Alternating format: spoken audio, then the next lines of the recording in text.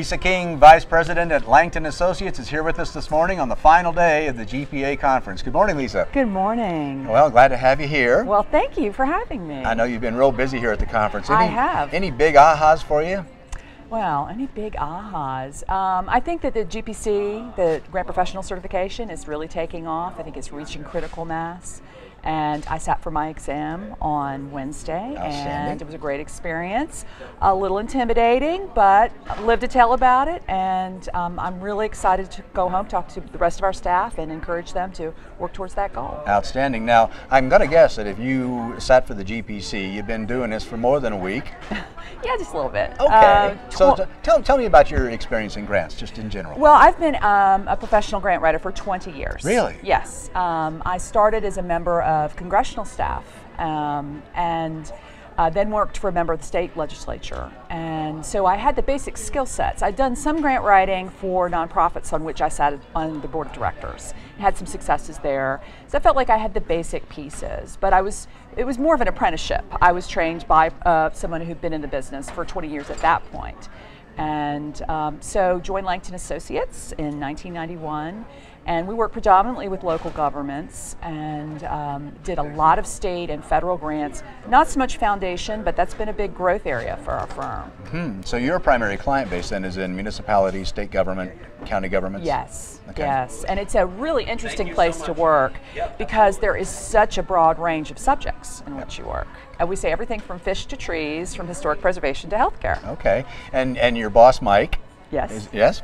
He sat with us a few days ago for an interview, and he's just a great guy. I bet he's a bunch of fun guy to work for. Fun guy to work with. Well, and he was actually the member of the State House that I worked for. So I've actually worked for Michael for 25 years. Okay. So. And are you out of the Jacksonville area also? Yes. Okay. All right. Good. Now I understand that you recently had some successes that I know we deal in our business. Of course, we serve all sorts of clients in our training programs, but we do definitely have a heavy following in law enforcement. And I know that you just knocked it out of the park on a couple of grants. Tell us about that. Yes, it was a very exciting opportunity. Everybody knows that this is really hard time for local government because it's where the buck really does stop. The feds can print hot checks, even though they're talking about not doing that so much anymore in the future. State government has been squeezed, but they've passed funding requirements down to the locals, and the locals are dealing with a shrinking revenue base. One of my clients, a municipality in South Florida, asked for my assistance in the COPS hiring grant, which was authorized in the FY11 Full Year Continuing Appropriations Act, which, as you guys probably remember, we were well into the FY11 fiscal year before we actually had a budget. So it was a bit of a pleasant surprise that program had funds appropriated for it. So this municipality that I work with in South This was faced with layoffs. They were going to have to lay off 7 officers, and they were the school resource officers. Oh, wow. And this is in a community that has several large high schools that serve an even broader area than just their municipal boundaries, and there's gang activity.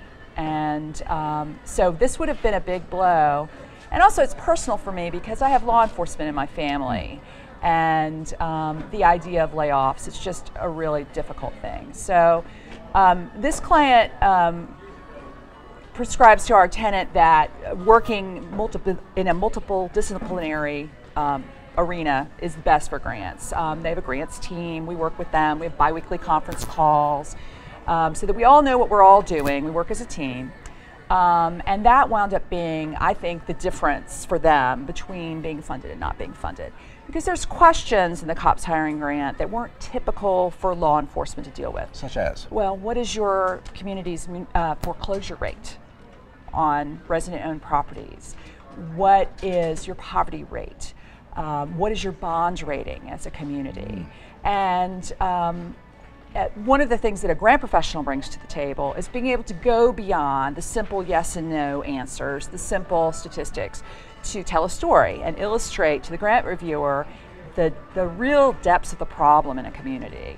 And so this community, you can imagine, is overjoyed. They just received this news last week, the day before these officers were scheduled to be laid off. Wow. So And it is very gratifying for me to think that there are 7 families that are now going to be employed for 3 more years. And because this grant had no match requirement over this 3 years, the community has to do continuation funding for 1 more year after that 3-year period. That's a good deal more liberal than that program used to be. Yes, absolutely. It was what? It was like 50% funding, and then 25%, and there was something like 15. So it was a de-escalating amount of federal funds over the 3-year period.